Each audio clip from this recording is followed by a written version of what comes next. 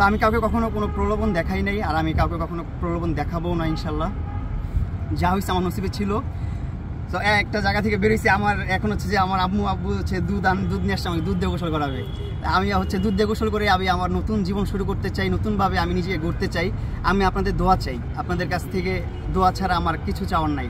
আমি আপনাদের কারো বিপদ বলতে আসি নাই, কারো বিপক্ষে বলতে আসি নাই।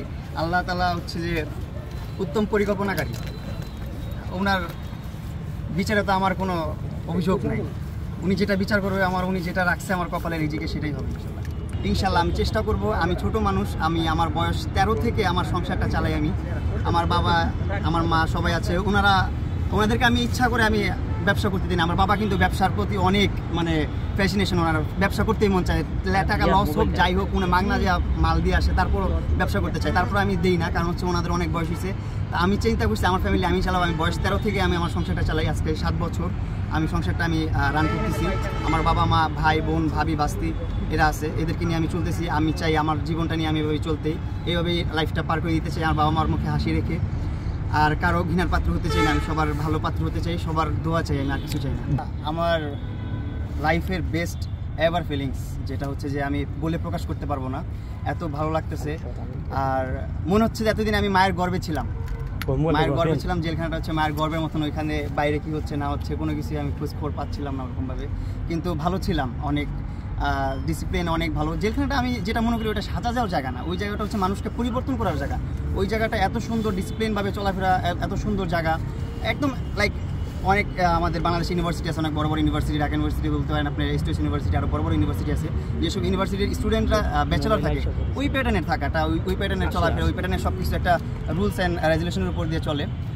তো সব কিছুই ওভারঅল ভালো ছিল, ভালো লাগছে। এই জেলখানা থেকে বের হওয়ার পর মনে হলো যে আমি মার গর্ভ থেকে বের হলাম, পৃথিবীতে আসলাম, সব কিছু নতুন লাগতেছে, সব কিছু সুন্দর লাগতেছে। এই মানে কখনো চিন্তা ভাবনা করি না এই প্রকৃতি এত সুন্দরভাবে দেখবো, মানে আমরা কখনো ফিল করি না, কিন্তু আমরা কিন্তু সবসময় প্রকৃতি দেখি। কখনো আকাশের দিকে তাকায়, আমি মাঝে মধ্যে যখন জেলে ছিলাম তখন আমি আকাশের দিকে তাকায় আকাশটাকে ফিল করতাম।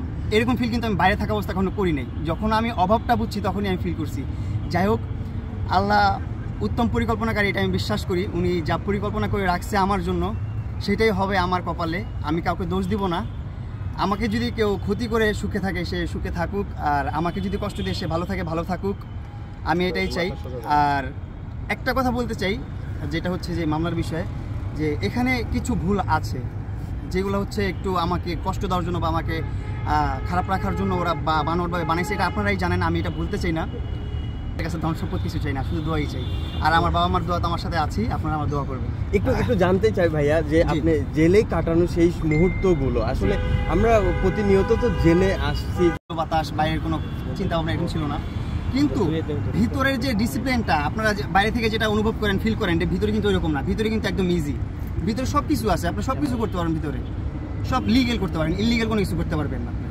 ভালোভাবে চলতে পারবেন, ভালোভাবে থাকতে পারবেন। আপনি ওইখানে জিম আছে, শিক্ষালয় আছে, আপনার বিদ্যালয় আছে, তারপর আপনার আরও রেস্টুরেন্ট, ক্যান্টিন সব কিছু আছে, এভরিথিং ওইখানে আছে, সব কিছু পাবেন, সেলুন আছে, সব কিছু আছে, সব ধরনের সুযোগ সুবিধা এখানে আছে আপনারা পাবেন। আসলে খাওয়া দাওয়া হচ্ছে যে একটা সরকারি খাবার, তো সবার জন্য একটা খাবার বরাদ্দ থাকে, খাবারটা অবশ্যই মানসম্মত ভালো। তো আমি একটু খাবার নিয়ে নখরা করি, এইটাই আমার দিক থেকে প্রবলেম, কিন্তু খাবার দিক থেকে কোনো প্রবলেম না। খাবার খুবই ভালো ছিল, অ্যান্ড আলহামদুলিল্লাহ ভালো আছি, আমি ভালো ছিলাম। আর এবারের ঈদটা আমার জীবনের স্পেশাল ঈদ ছিল, কারণ এখন আমার বয়স 20 হলো, আমি 2004। তো যাই হোক, এই প্রথম ঈদ যেটা আমি জেলখানায় কাটালাম, আর এত স্পেশাল ছিল যেটা আমি বলে প্রকাশ করতে পারবো না। জেলা সাহেব, তারপর সুপার সাহেব যারা ছিলেন অফিসাররা, তারা খুবই আন্তরিক মানুষ, অ্যান্ড যারা ওইখানে আইনগত মানুষ সবাই খুবই আন্তরিক মানুষ, খুবই সাপোর্ট করছে আমাকে, খুবই উৎসাহিত করছে আমাকে।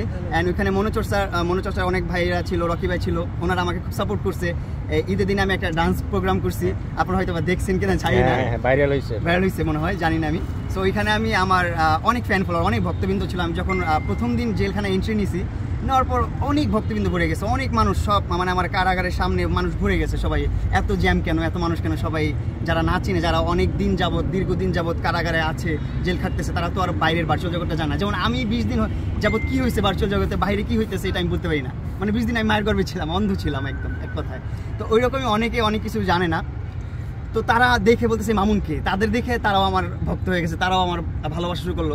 প্রথম তো ভক্ত ছিল না, তো ঈদের দিন যখন পারফরমেন্স করলাম, ডান্স করলাম, আমার প্রতিভাটা আমি তুলে ধরলাম যে আমি কিছু পারি, দেখাইলাম, তখন যারা আমাকে না চিনতো, শুধু নাম জানতো, তারাও এখন আমার ফ্যান ওইখানে, তারাও আমাকে ভালোবাসে। অ্যান্ড সবাই আমাকে অনেক আদরে রাখছে, আমি অনেক ভালো ছিলাম। অ্যান্ড জেলখানা আমি মনে করি শাস্তির জায়গা না, এটা একটা পরিবর্তনের জায়গা। ওইখানে যে আপনারা পরিবর্তন হতে পারবেন, নিজেকে শুধরাতে পারবেন, এটা একটা জায়গা।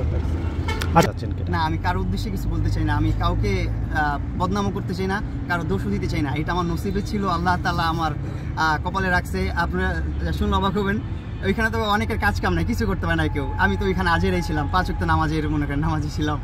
ঠিক আছে, এইটা আমি চেষ্টা করবো চালায় যাওয়ার জন্য। যখন আমি আল্লাহর উপর ভরসা রাখি, আর কিছু না, উনি যা করবে ভালো করবে আমার জন্য। মা বাবাকে নিয়ে তো জন্মের পর সব ঈদগুলোই করছি, এটাই বললাম। মা বাবাকে নিয়ে জন্মের পর সবগুলো ঈদ করছি, কিন্তু এইটা একটু ডিফারেন্ট ছিল।